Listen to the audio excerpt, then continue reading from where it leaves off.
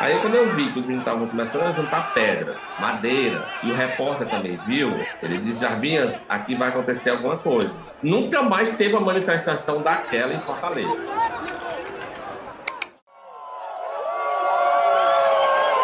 Aqui não vai rolar muita coisa não, então não espera nada daqui não. Quando foi na saída, aí apareceu essa história. Eles estavam lá de fora, fazendo manifestação, chegou um ônibus, e eles começaram a gritar, parecia um negócio muito pequeno, sabe? Mas eles vieram e era barulhento, era pequeno, mas era barulhento. Esses trechinhos que você ouviu relatam a história por trás de fotografias importantes do jornalismo, ambas feitas em Fortaleza, Ceará. E quem contou pra gente foi o próprio fotógrafo, o Jarbas Oliveira. Ele é o protagonista deste episódio do SerifaCast. Além da história de algumas importantes imagens, ele traz questões éticas sobre a imagem do Nordeste e mostra que não existe foto neutra. Como você, ouvinte, não está vendo as imagens que ele vai citar neste episódio, eu vou ampliar sua experiência. Dá uma olhadinha em serifacast.com.br, lá vão estar as fotos que são comentadas por aqui. Se não quiser, tudo bem, só de ouvir as histórias do Jarbas já vai valer a pena. Eu dedico este episódio a todos os profissionais de imagem, em especial os fotógrafos e fotógrafas com quem tive o prazer de dividir coberturas de reportagens ou trabalhos freelancer. Esse episódio é para vocês.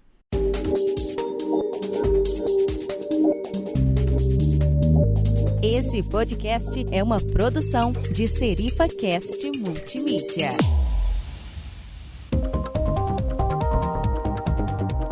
Eu sou o André Jonatas e o SerifaCast número 71 já começou.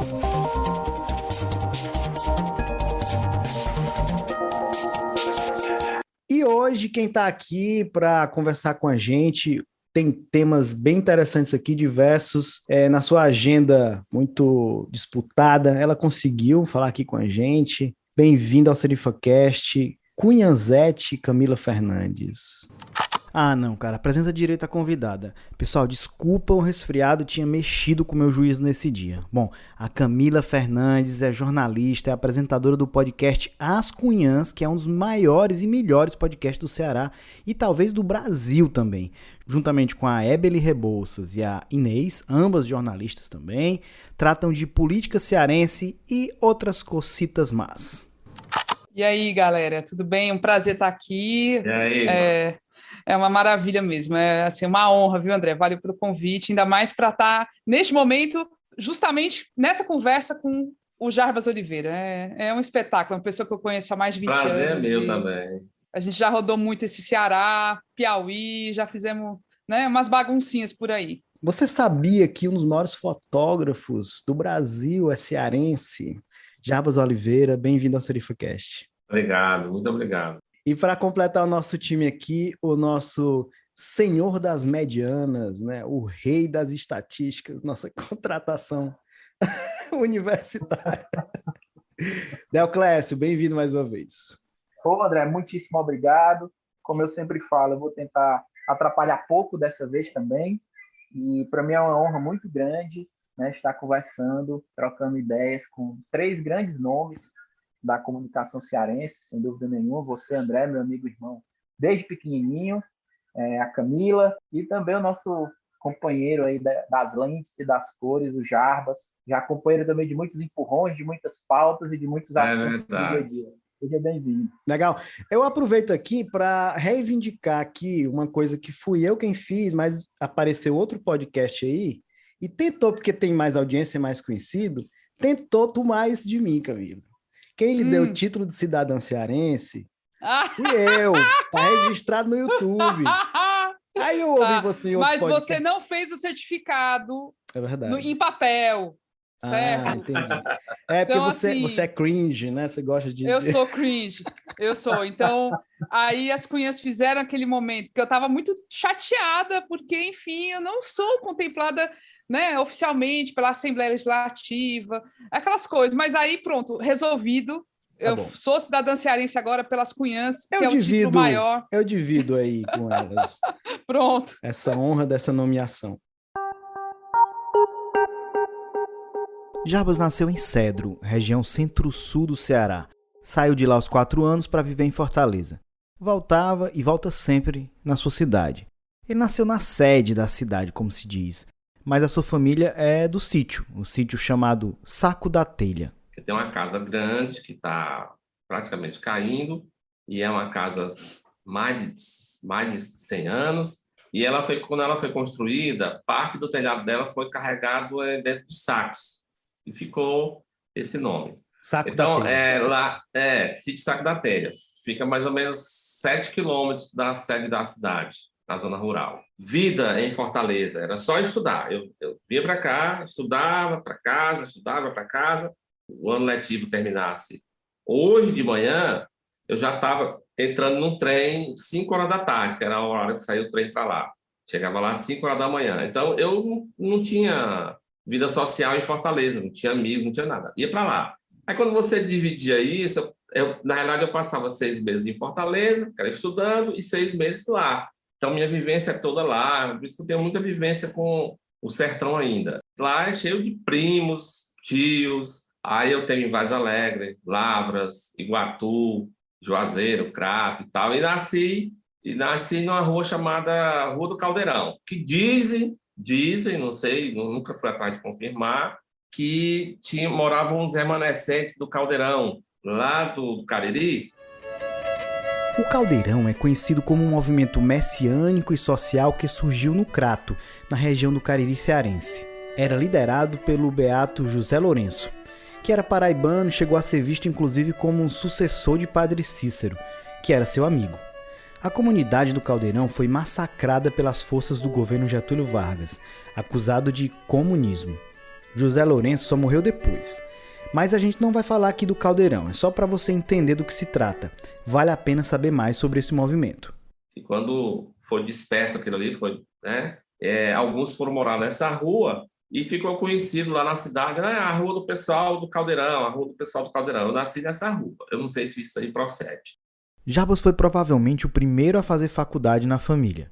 Antes dele, ninguém estudava, inclusive uma parte da família chegou a ir para São Paulo como era de costume. Não tinha fotógrafo na família, então começou a se interessar por fotografia após ganhar uma câmera de um tio. Fotografei uma tia de meu pai, que já faleceu há muito tempo, na época já era muito velha, e essa foto eu ganhei o 2º lugar num festival da Unifor, que a Unifor promovia. A Delfina ganhou o 1º lugar, a Delfina Rocha, eu ganhei o 2º. Isso aí me Você já tinha estudado mais jornalismo aí ou não? Aí ainda era hobby. Não, eu não fazia ainda jornalismo. Eu não tinha nem entrado ainda na faculdade. Primeiramente, eu entrei em agronomia. Passei 2 anos no curso de agronomia. Depois é que eu fui para jornalismo. Fiz vestibular de novo, né? Porque eu não podia transferir. Aí, com esse 2º lugar, eu fiquei mais incentivado. E aí eu realmente não sei onde foi o start de eu começar a fazer isso aí, entendeu? Não sei. Eu sei que eu comecei a ir àquelas manifestações, que já era o final do período militar, aquela redemocratização, final do governo do general Figueiredo, que aí teve aquela eleição indireta, era Maluf e Tancredo. Então, eu cobri várias manifestações daquela aqui na reitoria, invasão da reitoria, invasão a ocupação da Polícia Federal. Então, eu cobri isso já jovem aí, coisa de sindicato, reuniões e tudo mais. Cobri uma das primeiras manifestações do Sem Terra, que foi uma missa, acho que em Tarema, não sei, foi celebrada pelo Dom Aloysio Loscheider, que também aí foi outro start, porque essa foto foi publicada no Estadão, acho que foi a primeira foto que eu tive publicada, foi publicada no Estadão, e aí eu comecei a fazer, eu lembro que eu cobri o Maluf fazendo campanha aqui, eu já cobri, já trabalhando, já estava começando a trabalhar com a agência, lá de Brasília, que não existe mais, e eles pediram para eu cobrir a visita do Maluf. O Maluf veio para Fortaleza, né? E eu fui cobrir. Ainda era naquele aeroporto antigo. Eu lembro que quando o Maluf desceu do avião, que foi entrar no carro, os caras jogaram ovos dele, tudo mais. Ele foi para a Assembleia. Eu fui acompanhando tudo isso. Depois o Tancredo morreu, o Sarney assumiu, E eu lembro que eu cobri a primeira visita do Sarney ao Ceará, que ele foi lá em Juazeiro visitar a estátua do Padre Cícero. Então, já estou ficando bem velho. Ah, Que é não, isso, Jarbinhas, cara, né? são só boas histórias. Você falando de como logo você começou e já começou de uma certa forma a emplacar umas fotos em jornais lá do Sudeste, enfim. Ao longo desse tempo todo, como é que você sente assim a demanda em relação à imagem que você produzia aqui no Nordeste?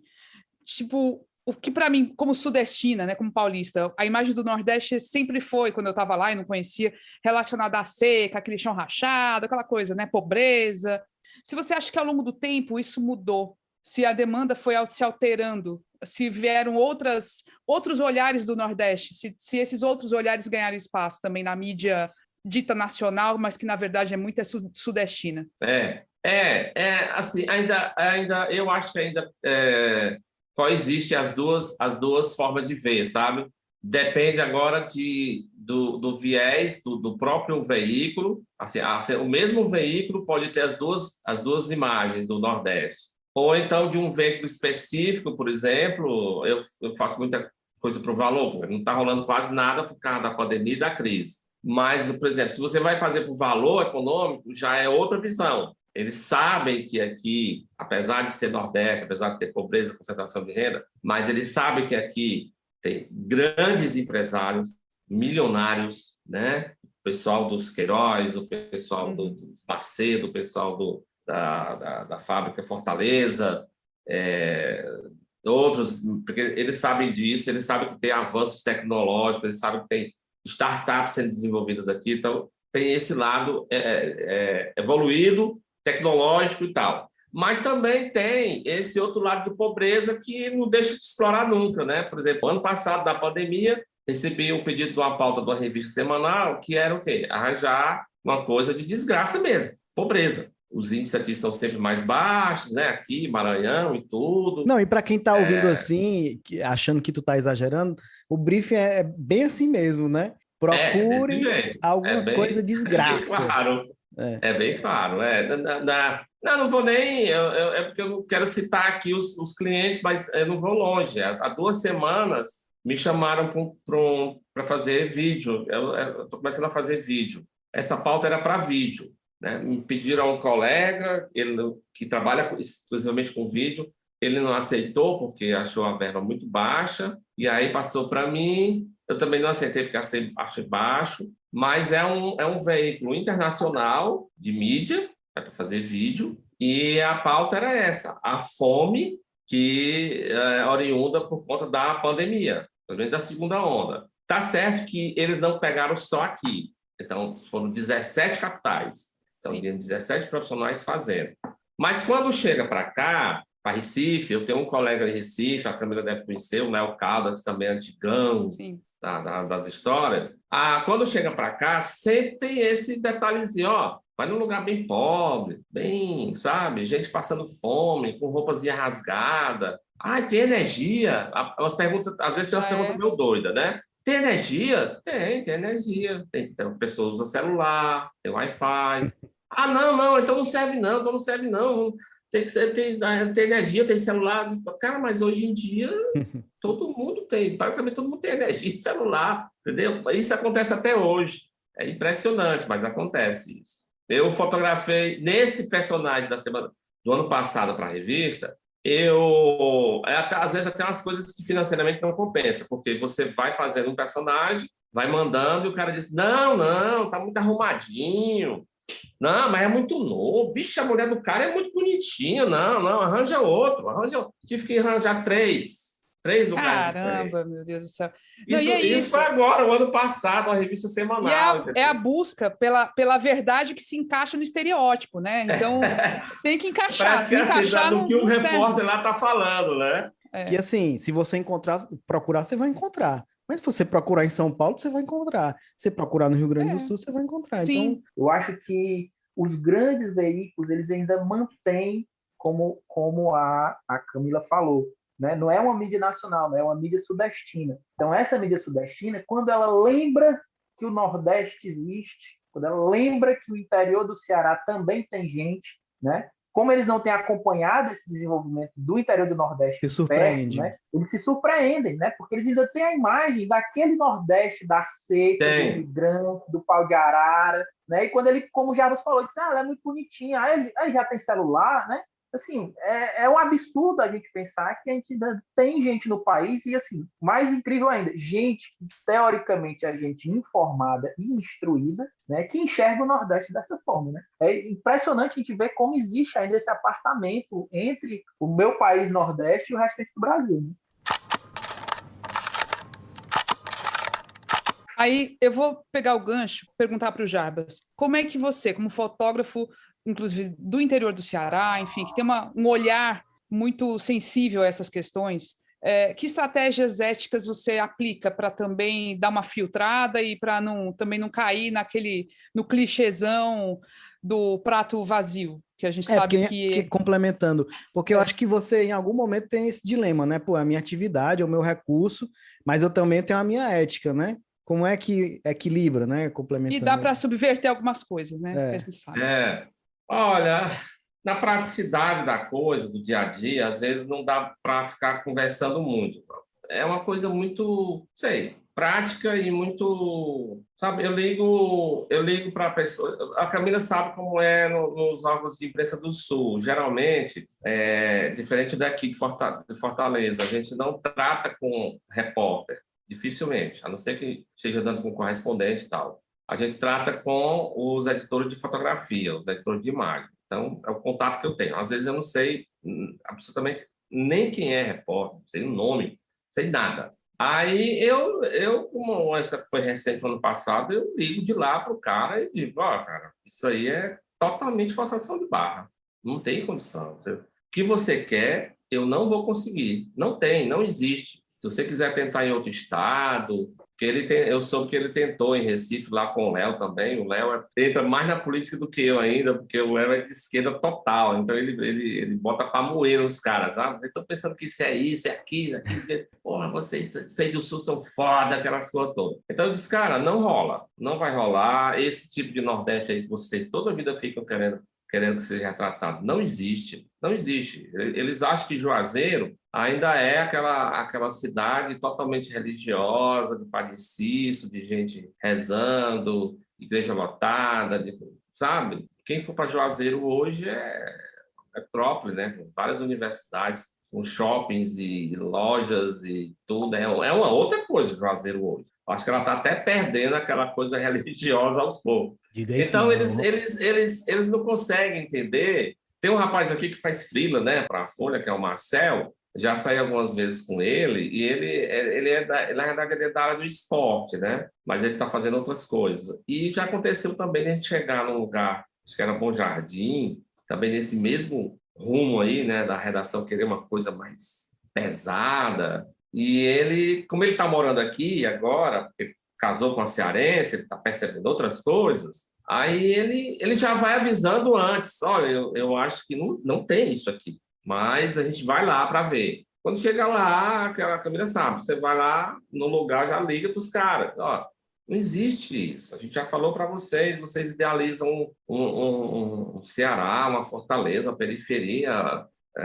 Nesse dia ele falou, cara, a periferia daqui é igual ou menos pior do que a periferia de São Paulo, entendeu? Então vocês idealizam uma coisa, não sei quem que idealiza, mas eu não sei quem que está idealizando isso aí na redação, mas não existe isso que vocês querem. É melhor vocês mudarem o viés da matéria e falar de outra coisa, porque não vai ter o que vocês querem. Eles forçam a barra mesmo.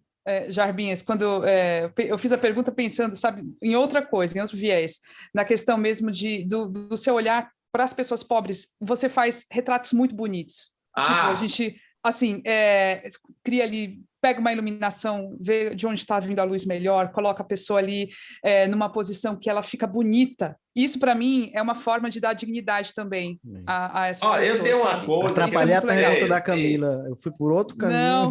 Não, mas eu acho que é outra forma de subversão também. Eu chego nos lugares, assim, eu procuro criar uma certa empatia, seja que situação for, entendeu? Converso, Camila já viu. Eu tento entrar na casa das pessoas, peço permissão para entrar, sento na cozinha, peço água, brinco com a comida, brinco com criança, brinco com gato, brinco com cachorro. O mais pobre que seja, sabe? Você vai em lugares realmente muito pobres. Então, você vai ali dialogando com o que a pessoa tem, né? O que ela pode oferecer mesmo, né?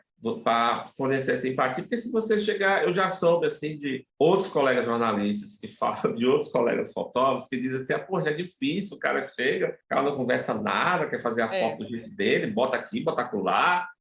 Aí eu às vezes passo um tempão para fotografar, não vou logo fotografando. Às vezes faço uma situação de foto que eles acham absurdo, né? Às vezes eles dizem, mas só tem essa posição? Eu digo, mas tá bom, não precisa mais do que... Não, bota aqui, bota ali, bota lá, não dá, né? Fica parecendo, vou testar tudo aqui, alguma coisa boa vai sair, né? Talvez a insegurança, né? No trabalho que eu fiz aí no livro dos mestres, foi sempre assim, sabe? As meninas sempre tocavam nisso, as meninas trabalhavam com a gente, a Dora e a Silvia, porque... E outra coisa dos mestres, como a gente andava muito no interior, e eu tenho essa ponte com o interior, né? De conhecer, de conversar, de falar. Então eu chegava na casa de mestre, eu conversava, eu ria, eu brincava, eu perguntava se tinha merenda, café, pão, e conversava. Era 4 horas o negócio, entendeu? Porque aquelas pessoas estão ali se colocando à sua frente, né? Tão disponíveis, estão mostrando ali aquela miséria, aquela dificuldade toda, né? Sei, é meio intuitivo, assim, eu não me sinto bem, não, sabe? Eu sempre admirei isso, Jarbas, porque assim, eu sempre achei que, no fim, se encontrava ali, você extrai uma imagem que não está ali aos olhos nus ali, a gente não consegue ver aquilo naturalmente, você consegue fazer isso pela lente. Pela sua sensibilidade, porque você foca, você cria ali, pede para a pessoa sentar num canto, para ela olhar para um outro lado, enfim, cria uma cena que fica poética e bonita e dá dignidade. Eu, assim, estou aqui aproveitando para dizer isso, o quanto eu admiro esse teu olhar e essa sensibilidade. Muito bem. Mas... André, você sabe que a Camila, quando ela chegou aqui, jovem ainda, eu acho que a primeira viagem dela, não sei se a primeira matéria dela eu fiz alguma coisa, mas a primeira viagem eu fiz com ela, a primeira viagem dela aqui no Ceará, e aí o destino também permitiu que a última matéria dela, trabalhando para jornalismo, que era para o UOL, também fizemos juntos, que era a cobertura do Enem. Foi. Depois de muitos anos, fizemos a última vez dela, né? Eu sabia disso, por isso que eu chamei. Sabia nada. Foi pura sorte.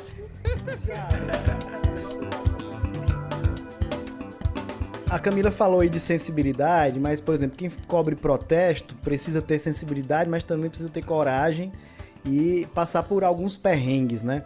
Você é freelancer, né? Optou por isso. Aí eu queria que você comentasse por que dessa opção, né? Suas fotos são distribuídas aí em diversas agências nacionais, internacionais, mas eu queria que você comentasse mais como qual é a sua tática, a sua estratégia aí em manifestações, né? Que a gente sabe que fotógrafo tem que estar ali mais próximo possível, né? Não adianta querer usar, né, aquela mega câmera, aquela mega lente lá dos estádios, você não vai conseguir se mobilizar, se movimentar. Você tá ali, eu vou usar um termo que o pessoal novo está usando muito agora, né? Principalmente o pessoal que faz social e casamento, que eles adoram usar esse termo agora. Parece que surgiu agora isso. Você está ali contando uma história, né? A gente já faz isso no jornalismo há 200 mil anos atrás, né? Sempre você vai contar uma história. Sim. Então, uma manifestação, você está sempre ali, você vai contar aquela história da manifestação. Às vezes, muitas delas, algumas eu cheguei depois de ter iniciado, de sair e tal, mas muitas você chega antes. Aí você já pega aquela coisa ali, manifestante chegando, se ajeitando, se arrumando faixa, não sei o quê, pintando o rosto. Sempre teve isso, né? pintando o rosto e tudo mais. Você vai fazendo, você acompanha, você anda.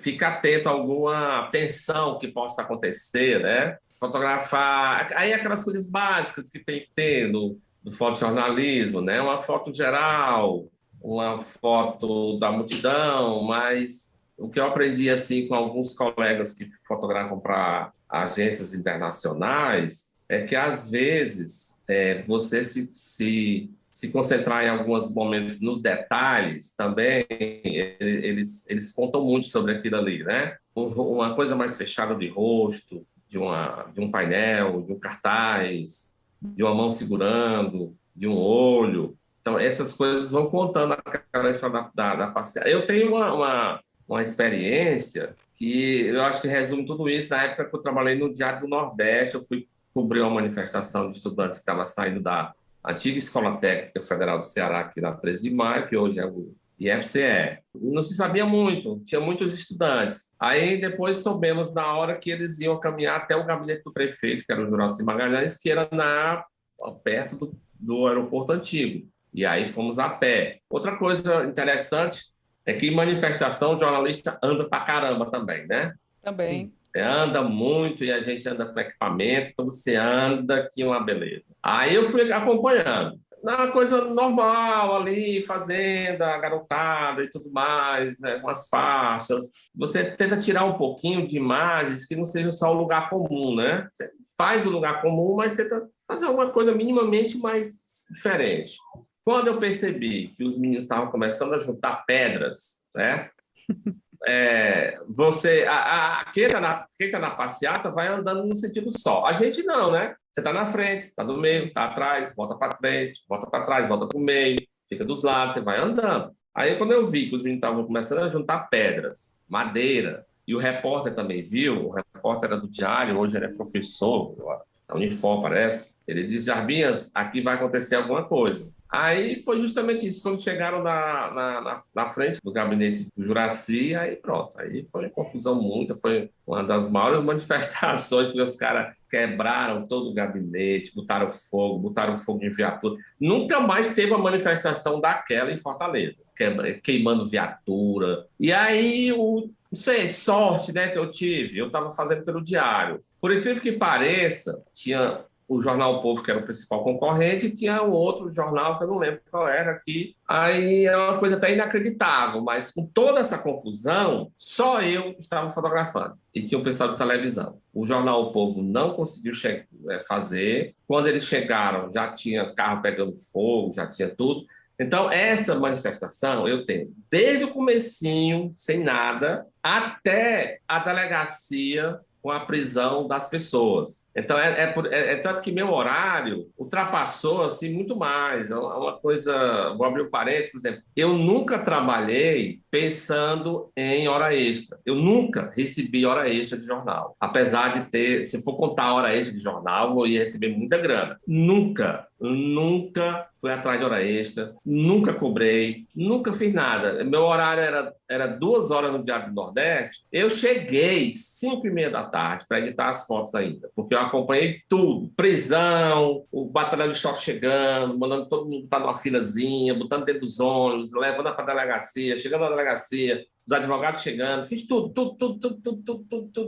que na época o concorrente não tinha, que era o jornal O Povo, né? Que eles não tinham nada. É tanto que o Diário abriu e tal. A foto saiu A foto saiu também na capa da Folha de São Paulo também, uma das fotos. É uma foto bem bacana. Acho que eu nunca nem postei essa foto. Só reforçando que todas essas imagens citadas podem ser vistas em serifacast.com.br, no nosso Twitter ou Instagram, @serifacast, @AndréHJC. Sua experiência vai ser ampliada se você conhecer as imagens. Essa questão da imagem é uma coisa muito forte, né? Se tem a imagem, tem. Se não tem, já era. É diferente do repórter, que pode recuperar, conversar com as pessoas e ali e tal.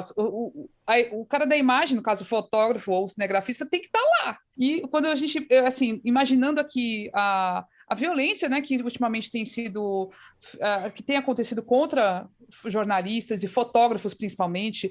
O Jarbinhas com certeza viu a situação que, por exemplo, o Dida Sampaio viveu outro dia em Brasília, Exato. uma manifestação pró-governo Bolsonaro e ele foi derrubado de uma escadinha lá, do suporte. Ele sempre sobe nessa escadinha para tirar foto do alto. Tem a escadinha. Você já viveu alguma situação assim, de ameaça, uma situação mais tensa? Já sim, algumas vezes. Por exemplo, lá em São Paulo, quando eu estava trabalhando em São Paulo, eu fui cobrir uma manifestação dos punks ali no centro de São Paulo.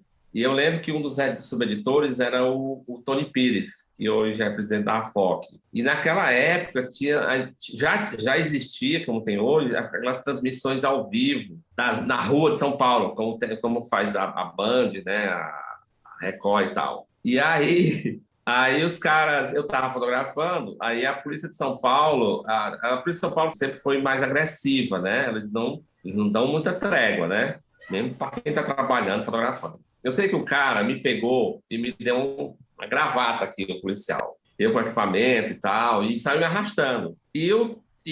A câmera do helicóptero, nessa hora, pegou isso. E ficou mostrando nacionalmente. Caramba. Nacionalmente. Eles estão atacando um fotógrafo, não sei o que. E o Tony Pires viu, né? Porque tu sabe, lá na Folha, na agência, ficavam as televisões lá ligadas, né? Aí depois que me deram as pancadas e tal, aí depois que me soltaram, aí o Tony Pires liga para mim. Ô, Jabinha, como é que você tá? Eu acabei de ver você aqui sendo arrastado, não sei o que, blá, blá, blá. Não, eu tô bem. E o Marcelo Min, não sei se você conheceu o Marcelo Min, ele faleceu. Conheço, não acredito. Marcelo Min estava comigo, trabalhando. Só que o Marcelo Min apanhou mais, sabe? Ele apanhou, quebraram o equipamento, quebraram o flash, a cabeça dele. E eu fotografei o Marcelo Min agredido e tal, até para depois servir alguma coisa de prova. E aí a Folha mandou um advogado para lá para dar uma arrumada para a gente, né? Aí eu fui liberado. E o Marcelo Min foi levado para o hospital, né? E tudo. E aqui em Fortaleza,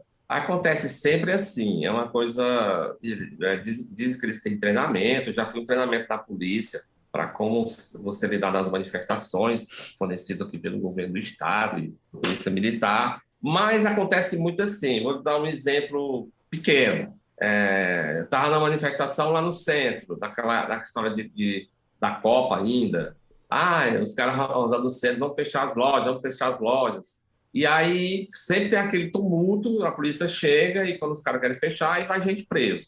Aí o que é que eles fazem? Eles não lhe atacam assim, de uma forma violenta, dando pancada em você, ou então lhe arrastando, dando uma gravata em você, mas eles fazem muito isso. Outros colegas que fazem manifestação aqui, eles ficam lhe machucando com os cacetetes, de forma mais, vamos dizer assim, sutil. Como? Ele fica batendo com o cacetete aqui, ele levanta o braço, ele se encosta em você, como se você estivesse encostando ali, você está fotografando, ele se encosta em você, como se estivesse protegendo ali, mas na realidade ele levanta o braço e começa a bater aqui aqui em você. Nas costelas, com força. Então, isso acontece muito, entendeu? Acontece muito, porque não dá para você... Quem está fora, quem está por trás não vê, porque você está de costas, ele está de costas, aí eles ficam aqui e ficam lhe batendo aqui, sabe? Fica um negócio todo dolorido aqui depois. Tem uns colegas que já tem uns coletes aí, né? É meio proibido, mas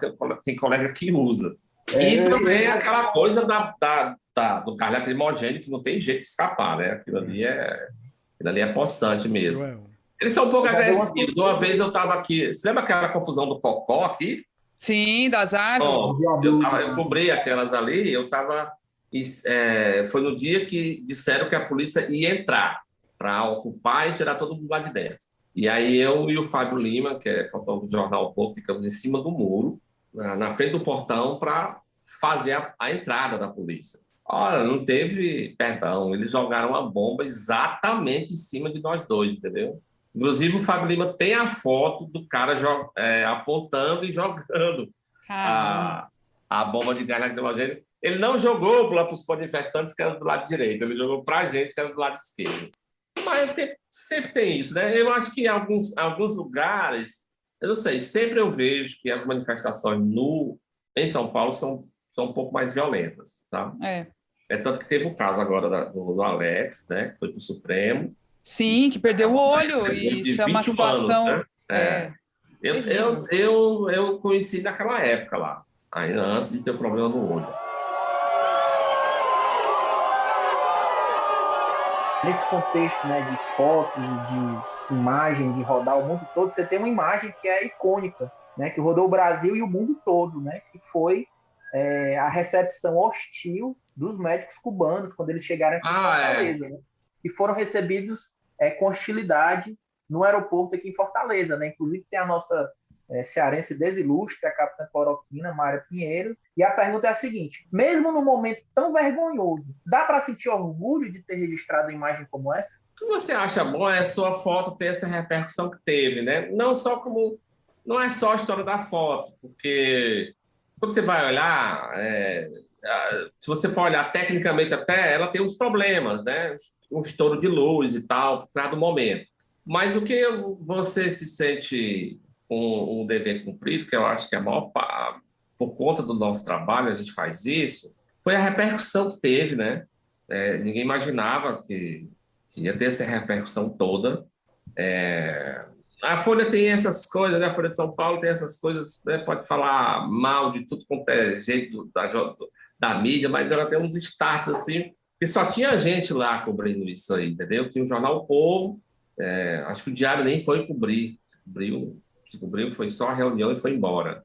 Mas o repórter na época que estava aqui, ele teve esse start, ele disse, olha, eu acho que, não sei se pode acontecer alguma coisa, mas vamos lá. A grande satisfação é de ter sido com essa repercussão toda, porque uma jornalista da Carta Capital escreveu isso logo no dia seguinte. Aquela foto ali foi mais eficiente a favor do programa Mais Médico, qualquer publicidade do governo, entendeu? Sim. Qualquer fala da presidente Dilma, qualquer defesa do Ministério da Saúde. Então, ela serviu muito mais para isso. Tanto que, não sei se vocês se lembram, meses depois, ele foi recebido lá no Palácio pela presidente Dilma, né? Para receber o diploma e tal, né? No dia seguinte, eu fui fazer matéria de novo com ele, por concorrente, para o Estado de São Paulo. No dia seguinte, aí já era uma entrevista e tal, mas só ele, um retratinho e tal. Era meio tenso, assim, ele estava meio perdido, assim, ele não sabia bem do que tinha acontecido, entendeu? Mas o fato interessante, falando tecnicamente, era assim, a gente foi com a pauta que era, assim, desculpa a expressão, mas era uma pauta merda, né? Porque era uma reunião.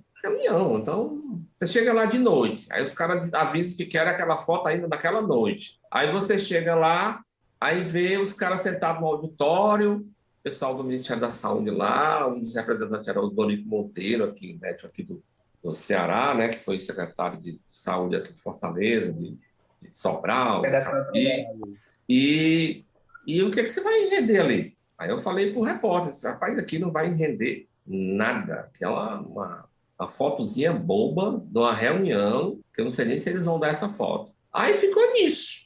Avisei logo, lá, né? A Camila sabe como é a atenção dos caras em São Paulo. Você tem que ficar avisando. Hoje em dia, com o WhatsApp, mais ainda, diz, aqui não vai rolar muita coisa, não. Então, não espera nada daqui, não. Porque é uma reunião, o pessoal sentado no auditório, o outro na frente, falando, e é só isso. Quando foi na saída... Aí apareceu essa história. Eles estavam lá de fora, fazendo manifestação. Chegou um ônibus levando esse pessoal, carro, tal. E aí eles começaram a gritar. Parecia um negócio muito pequeno, sabe? Mas eles vieram e era barulhento, era pequeno, mas era barulhento. E aí a segurança que estava acompanhando os médicos, né, porque o governo disponibilizava a segurança, a maioria era o pessoal do Exército, os caras, para não entrarem em conflito, aí ligaram para a polícia, não, venham para cá para dar um apoio, né, para a gente sair, porque os caras tinham chegado e ainda iam se hospedar, tomar banho, comer, não tinham feito nada disso. Chegou a polícia e não, vamos dar um apoio para vocês saírem. Espera o pessoal, os manifestantes irem embora. Só que os caras não iam embora, eles cada vez ficavam mais exaltados, né? E aí o Odorico foi que deu uma de macho mesmo. Disse, não, nós não vamos ficar aqui acuado, não, entendeu? Não vamos ficar trancados aqui dentro com esse monte de gente aqui, não. Nós vamos sair. Vamos para os ônibus e vamos levar esse pessoal para as hospedagens dele. Aí na saída, aí você sabe que como é fotógrafo, né? Você tem que estar na frente. Eu saí acompanhando, né? E quando eu vi as meninas gritando em cima desse médico e tal, e é uma coisa engraçada, a Maíra ela nem tá está aqui nessa foto, aqui, praticamente. Ela está por trás aqui. Ela estava lá, ela estava carregando uns cartazes. Eu tenho outras fotos, né, do evento. E tem ela, cartazes, ela se levantando assim, segurando assim. Ela falou, acho que ela falou, não sei, não lembro. Ela está bem perto do cara do microfone. Ela está bem aqui atrás. E ela é uma das organizadoras junto com o cara do sindicato, né? E aí jogaram ovos também. O Odorico levou vários ovos da roupa. Eu tenho também essas fotos. E aí levaram o pessoal embora. E aí o repórter avisou logo para a redação, disse, olha, os caras foram molestados aqui e gritaram com eles palavras racistas e tal. Aí pronto, a Folha ficou logo interessada, né? Aí não, mandei, e aí deu na capa e teve aquela repercussão gigante, né? Que na época teve repercussão, teve essa jornalista que fez o artigo da Carta Capital, ela fez até uma projeção de quantas visualizações e quantos compartilhamentos teve isso aí. E quando foi agora de novo, né? Diz que foi no Twitter, no Instagram, né? Comparam essa foto com uma foto da década de 50 lá nos Estados Unidos. Eu acho que aí é que está o trabalho da gente, né? Muita gente acha o trabalho da gente inútil, mas você veja a força que tem uma foto dessa, né? Dentro Mas só para deixar contextualizado, Jarbas, só para contextualizar. Isso aí foi na chegada deles, no começo do programa, né? Não foi no encerramento, não. Não, foi na chegada deles, foi na saída da Escola de Saúde Pública. Eles vieram do ônibus do aeroporto, foram para a Escola de Saúde Pública para ter uma recepção oficial, e de lá iam sair para os alojamentos. Então, na saída para o alojamento, houve isso. E aqui que tem a coisa configurada, né? Gritando, palavras racistas e tal, mas eles foram gritando, que eu tenho algumas fotos, eles foram acompanhando esses médicos, o Odorico, ainda pelo quarteirão. Eles não desistiram não, entendeu? O pessoal foi na frente, eles foram atrás, gritando. Não foi só aqui. Vergonha alheia do caramba. Isso é que é cringe. Isso sim é cringe. Isso é vergonha alheia. Nossa Senhora, pelo amor de Deus, né? É triste ver esse povo no poder ainda por cima. Aí é que é pior ainda.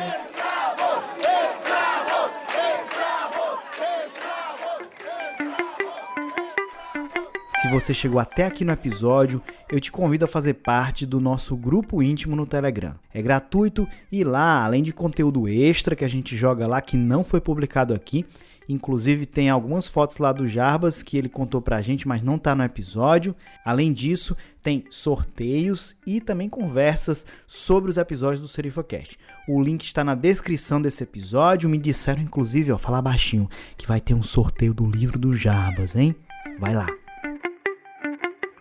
Você disse que já passou por redações, a gente sabe disso, Diário do Nordeste, acho que Folha de São Paulo, né?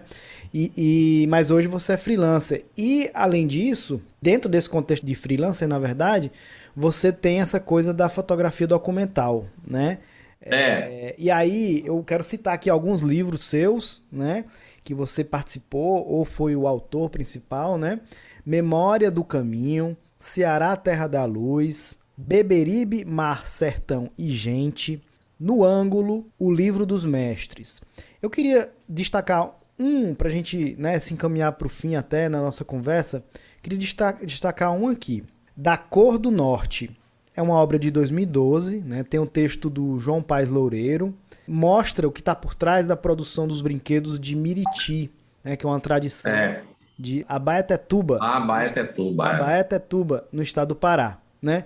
Me conta essa experiência. Esses 3 primeiros que você falou, realmente eu participei, são livros com vários fotógrafos, né, projetos, e eu tenho 5 que eu fotografei sozinho.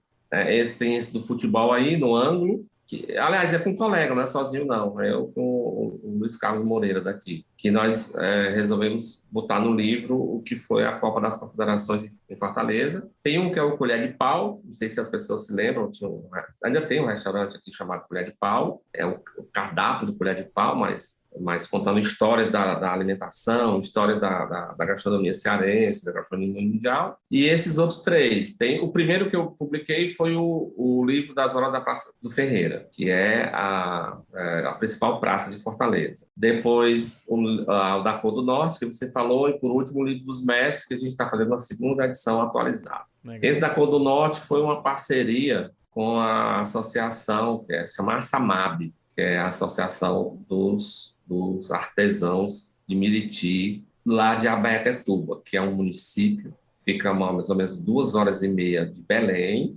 fica mais ou menos na foz do rio Tocantins. É um município que tem 72 ilhas, é um município que... Caramba! A maior parte do transporte é por via aquática, né? Pelo rio. E foi super bacana, porque, assim, a ideia toda do livro foi feita todo o tempo em conjunto com os artesãos e com a associação, por exemplo. Decidiu-se que o legal era fazer um livro dentro de uma caixa de Miriti. Miriti, para quem não sabe, é uma palmeira que no Nordeste é conhecido como buriti, que faz aquele docinho de buriti e faz aquela madeirinha que parece isopor. Tem muito lá no Piauí, né? Miriti. Eu cheguei a comer. Miriti. Lá tem muito Miriti, sabe? Então foi feita a ideia, se sugeriu a ideia de um livro-objeto. Então o livro vem dentro de uma caixa, feito por Miriti, feito com brinquedinhos, réplicas de brinquedos. E foi feito junto com os artesãos de lá. Inicialmente foram feitos 1.000 caixas com 1.000 livros dentro, né? E cada caixa é única. Não tem nenhuma caixa igual com a outra, porque a caixa foi feita as caixas foram feitas por 10 artesãos, cada um fez 100 caixas, e foi dito que eles não fizessem as caixas iguais. Então, na realidade, são 1.000 livros com caixinhas, cada um é única. Legal.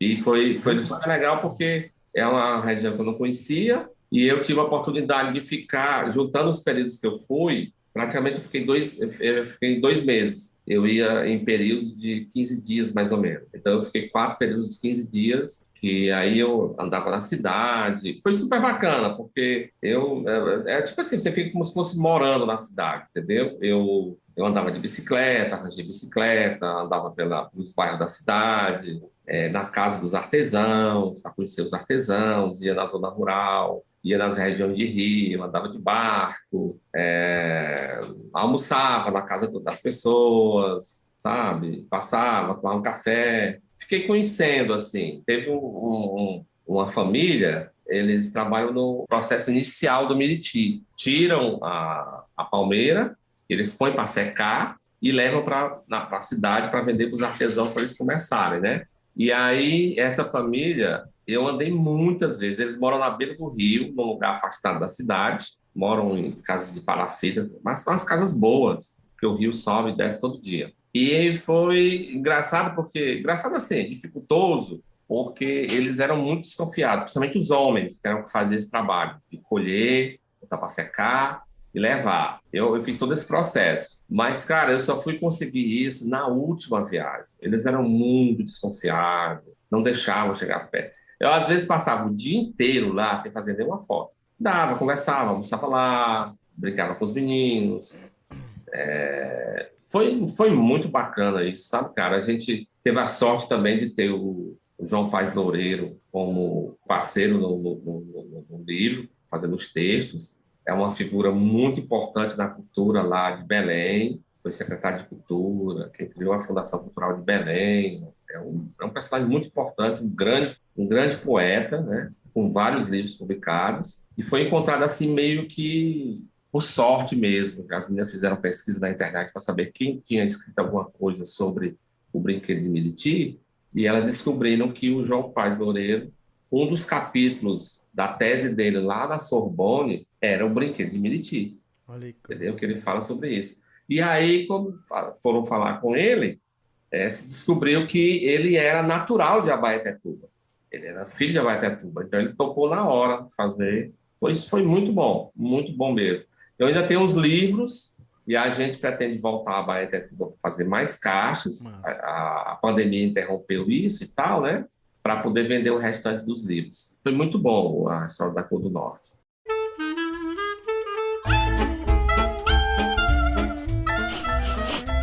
cheiro do queijo. 2019, se não me engano, você doou uma foto sua para um leilão, né? Não sei se até me fala desse movimento, Fotógrafos pela Democracia, né? Alguma coisa assim. Exatamente.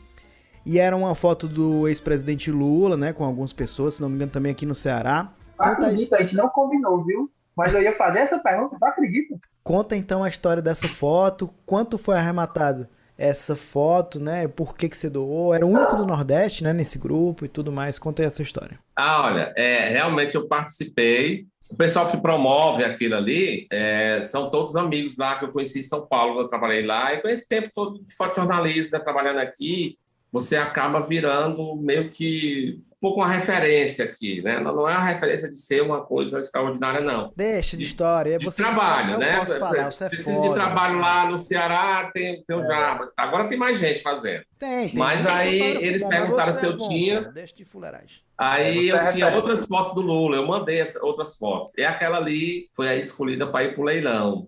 Foi feita lá no último mês do governo do Lula.